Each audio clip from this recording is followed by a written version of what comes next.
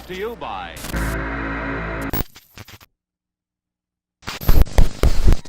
A new wave of horror often emerges when a singular, terrifying figure captures the collective fear of an audience, embodying pure malice and relentless unpredictability. This type of horror thrives on the tension between the familiar and the grotesque, transforming everyday spaces into arenas of dread and forcing viewers to confront the darkest extremes of human and inhuman behavior. Within this framework, the rise of fresh slasher archetypes signals more than just a new antagonist. It represents a reinvigoration of the genre itself, where brutality, theatricality, and a signature presence coalesce into a figure that is as mesmerizing as it is horrifying. Today we explore how such an entity reshapes the landscape of fear, leaving an indelible mark on the modern horror canon.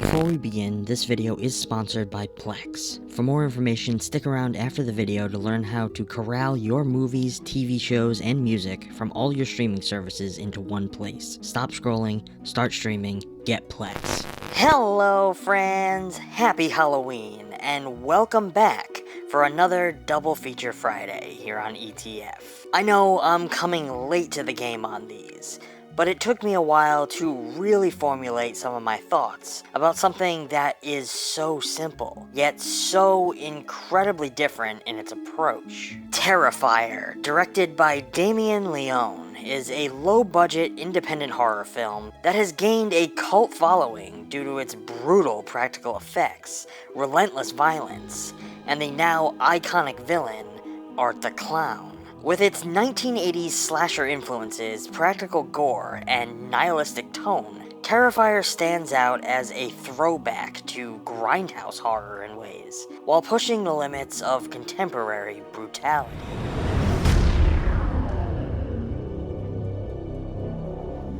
Damien Leone first introduced Art the Clown in his 2008 short film The Ninth Circle. The character was later developed further in All Hallows Eve, where he appeared as a linking element in the anthology's narrative. Inspired by silent film horror, Pennywise from It, and classic slasher villains like Michael Myers and Jason Voorhees, Art the Clown became a distinctive presence, silent yet expressive, darkly humorous yet utterly terrifying. Terrifier was made on a micro budget, estimated at around $100,000, relying heavily on practical effects rather than CGI. Leone, who has a background in special effects, handled much of the gore himself, which contributed to the film's visceral, disturbing quality. Unlike polished Hollywood horror, Terrifier embraced a raw, grimy aesthetic that recalls the grittiness of the Texas Chainsaw Massacre, or Maniac. From its opening frames, Terrifier establishes itself as a film that does not shy away from the extreme, unrelenting violence. Unlike mainstream horror, which often relies on suspense and implied brutality, Terrifier forces its audience to witness every gruesome detail. The film takes inspiration from grindhouse cinema and 1980s slashers, but strips away any sense of camp or self-awareness. Instead, it delivers a nightmarish, almost nihilistic descent into sheer brutality, where the violence feels raw, ugly, and disturbingly personal.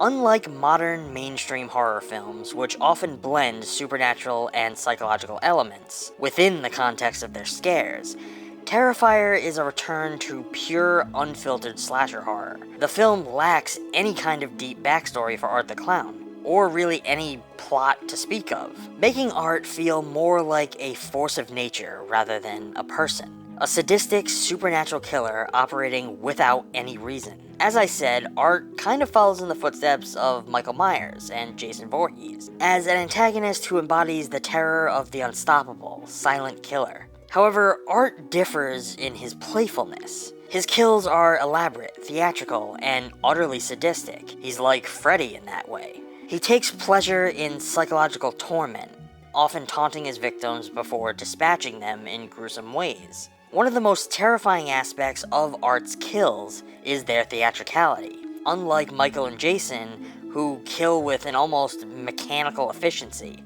Art seems to delight in the act of murder, treating it as a twisted form of performance art much of the time. His facial expressions, body language, and even moments of dark humor enhance the sadistic nature of his violence.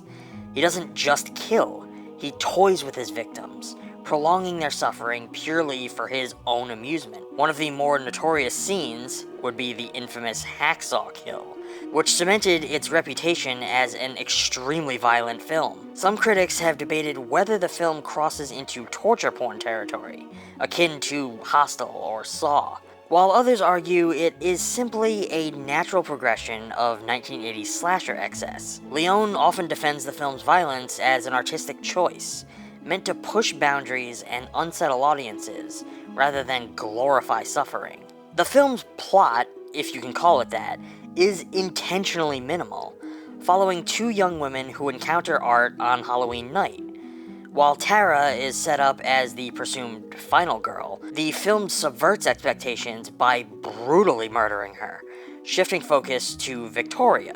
This unexpected turn reinforces the film's chaotic, unpredictable nature, while also evoking Psycho. In many slasher films, there's at least a sense of justice, where the final girl fights back, or the killer meets a temporary end. Terrifier denies the audience this comfort. Art's dominance is absolute, and his victims, who are often humiliated before they are killed, never get a moment of triumph. This relentless bleakness sets the film apart from typical slasher narratives, leaving viewers unsettled rather than entertained in the traditional horror sense. I would say one of the greatest strengths is the film's commitment to the practical effects. Each and every kill was done completely practically, without reliance on any CGI. This decision not only gave the film a more visceral and tangible quality, but also pays homage to classic 80s splatter films. The practical gore is a testament to Leone's craftsmanship. Every stab, gunshot wound, and dismemberment is achieved through prosthetics, blood rigs, and creative in-camera techniques. This old-school approach makes the violence feel more real and uncomfortable compared to CG-heavy horror films, where digital effects can create a sense of detachment. Slasher films have long been a staple of horror, from the psychological terror of Psycho to the formulaic but iconic bloodshed of the Friday the 13th and Halloween franchises. While the golden age of slashers in the late 70s and 80s solidified many genre tropes, masked killers, final girls, and elaborate kills, Terrifier represents a more extreme, modern evolution of the subgenre. This one strips the slasher formula down to its most primal elements: a near-silent sadistic killer, a relentless pursuit of victims, and an overwhelming emphasis on violence. Unlike many modern horror films that focus on psychological terror, elevated themes, or supernatural elements, Terrifier embraces the slasher's roots in a pure brutality, but pushes them to an extreme level. Horror has long oscillated between complex narrative structures and the raw immediacy of visceral fear, and the most enduring slasher figures often emerge not from intricate plotting, but from the sheer intensity of their presence. In certain contemporary examples, storytelling is stripped to near essentials, reducing the narrative to a skeletal framework that functions primarily as a stage for the terror. This approach foregrounds the grotesque, allowing the antagonist's actions to dominate the psychological landscape of the audience. By minimizing exposition, character backstory, and intricate plot lines, the horror relies on the unfiltered, immediate impact of extreme violence and disturbing imagery, creating a direct conduit for fear that bypasses intellectual meditation. The psychological resonance here stems not from narrative complexity, but from the primal responses elicited by witnessing unrelenting brutality, a calculated assault on the viewer's sense of safety, morality, and bodily integrity. The simplicity of this framework serves a strategic purpose. It transforms the slasher figure into a pure embodiment of terror, freed from narrative constraints. The antagonist becomes both omnipresent and unpredictable, a figure whose motives are inscrutable, yet whose actions are unmistakably horrifying.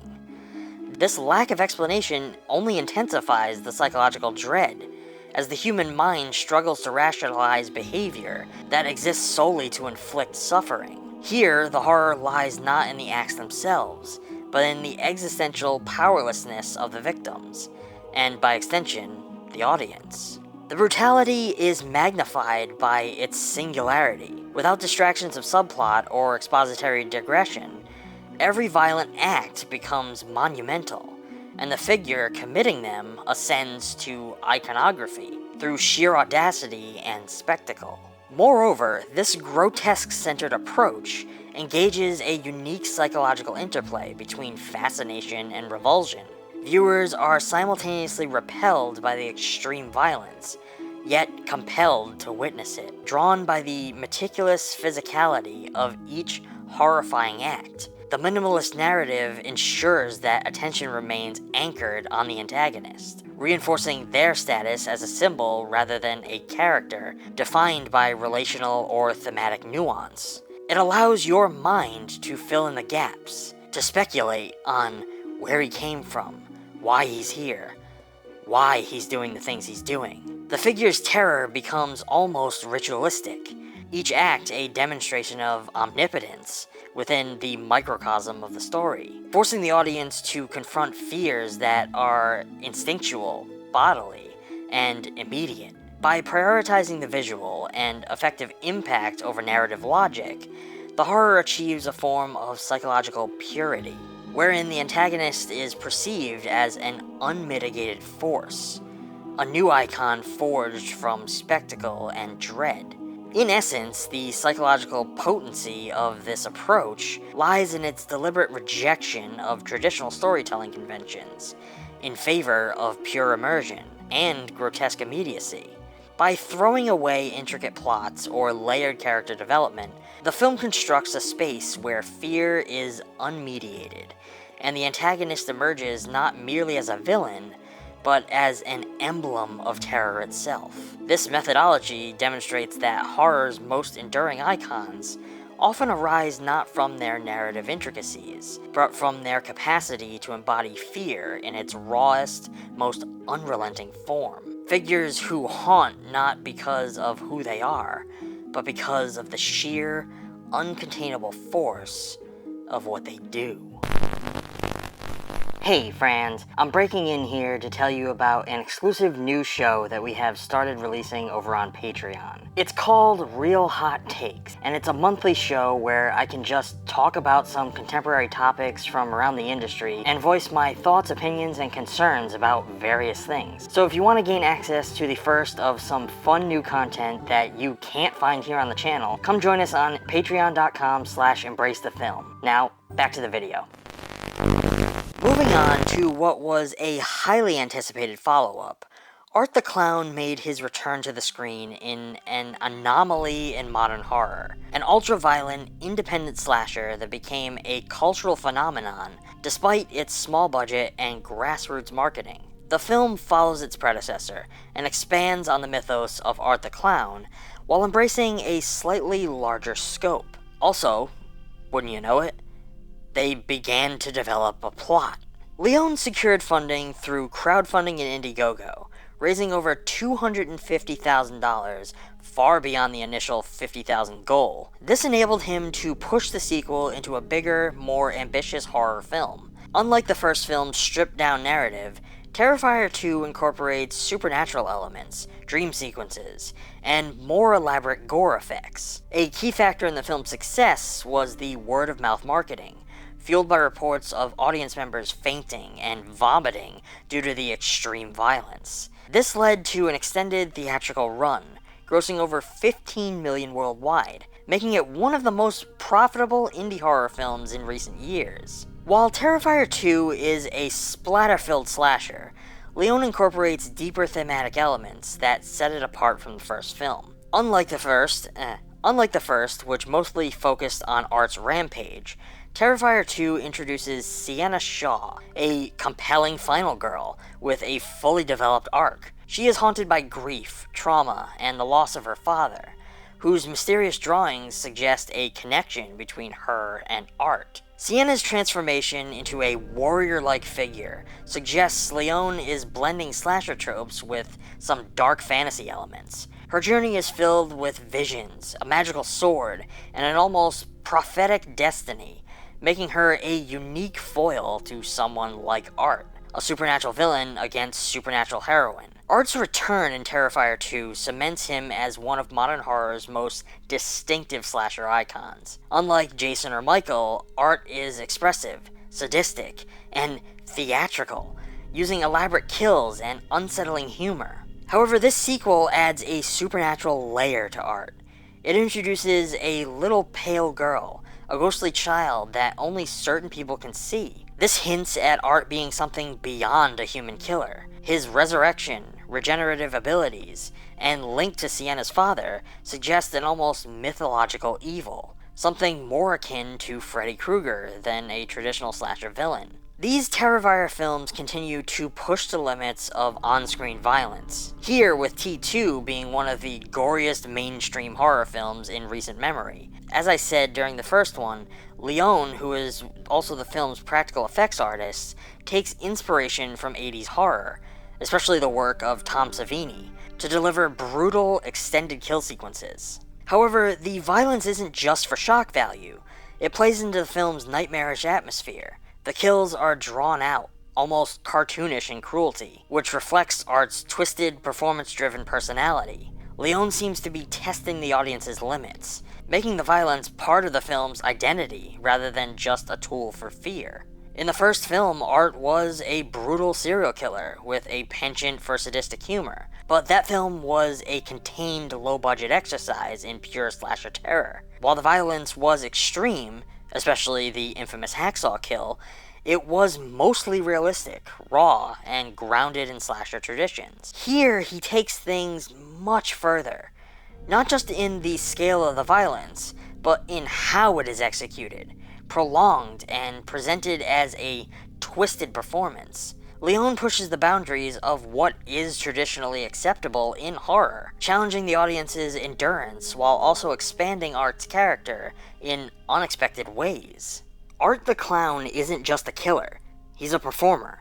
His actions go beyond slasher tropes, transforming murder into a grotesque circus. Art uses humor in his kills, but it's not traditional horror comedy. It's very mean-spirited, absurd, and utterly unnerving. Whether mocking his victims, pulling faces at them, or dragging props into the scene, he treats each murder like a performance piece. In the first film, Art's murders were mostly random, or opportunistic. Here, his attacks feel more personal and deliberate, as if he's testing the limits of pain in his victims. He doesn't just kill for efficiency, he prolongs suffering, experimenting with different methods before finishing his victims off. Throughout horror, the establishment of a franchise often hinges not on its initial installment, but on the moment when the antagonist transcends spectacle to become part of a broader, enduring narrative. While early entries may introduce the world and the figure of terror, it is in subsequent works that the storyline solidifies. Character motivations deepen,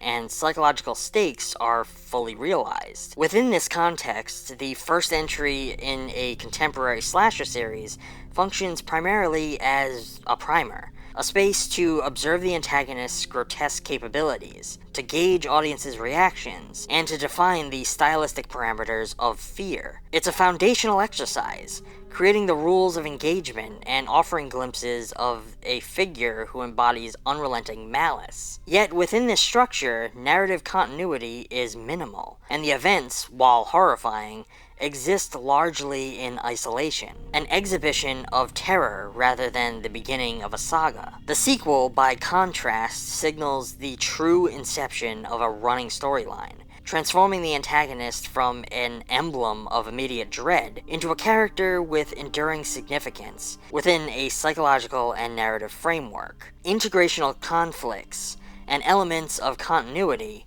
the sequel reframes the grotesque violence as part of a larger arc, where actions carry consequences, and the threat extends beyond singular moments of horror. Psychologically, this shift invites the audience to invest, not merely in shock or revulsion, but in the tension of ongoing struggle. The antagonist becomes more than a vessel of fear. They operate within a narrative ecosystem that amplifies dread through anticipation, repetition, and the inexorable unfolding of events. Fear evolves from the visceral to the existential, and the audience perceives the trajectory of fear as continuous rather than episodic. Moreover, the sequel deepens the psychological resonance of the antagonist's presence by emphasizing relational dynamics, moral stakes, and the vulnerability of survivors over time. Where the first film frames terror as spectacle, a sort of immediate confrontation with a grotesque force, the sequel situates that force within a narrative continuum, heightening suspense and audience investment. Art's actions are no longer simply shocking, they are consequential, shaping the trajectory of the story and forcing characters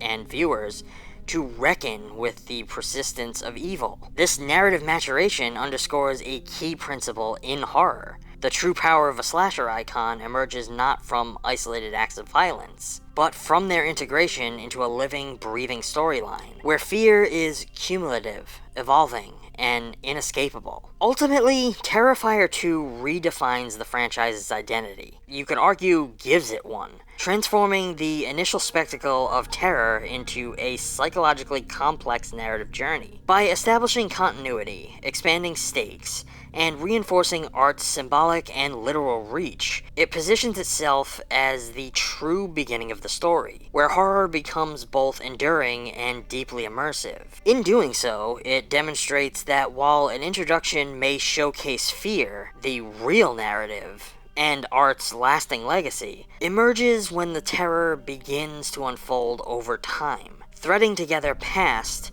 present, and future into a cohesive, terrifying saga. I personally can't wait to see what comes of it.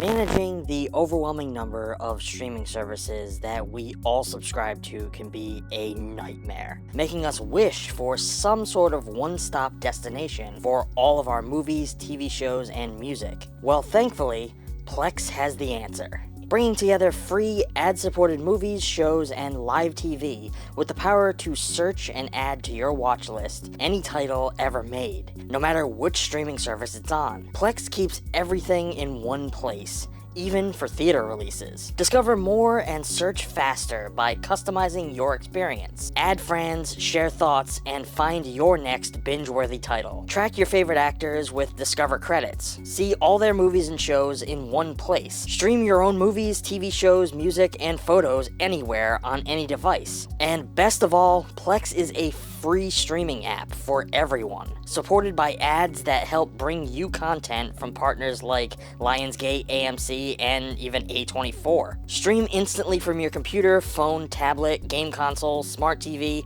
or streaming media player. While you don't need an account to use Plex, signing up does give you extra benefits, such as your own universal watch list, the ability to customize search results, seamlessly watching across all devices, and more. And if you want to unlock even more incredible features, consider joining Plex Pass, Plex's premium subscription, which gives power users advanced features for managing personal media libraries. Just follow the link down in the description today to join more than 17 million users worldwide who trust Plex as their entertainment concierge, helping them discover, organize, and enjoy the best content across all of their favorite platforms. Stop scrolling, start streaming, get Plex.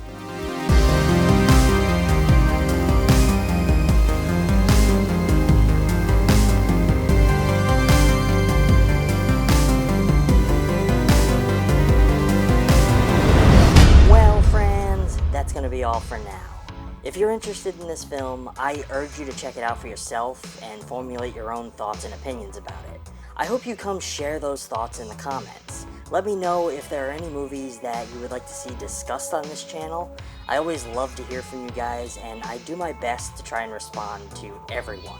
As always, I have put a link down in the description to a physical copy of the film, if one exists, so that you can add it to your collection. Using that link helps out the channel, and that is always appreciated.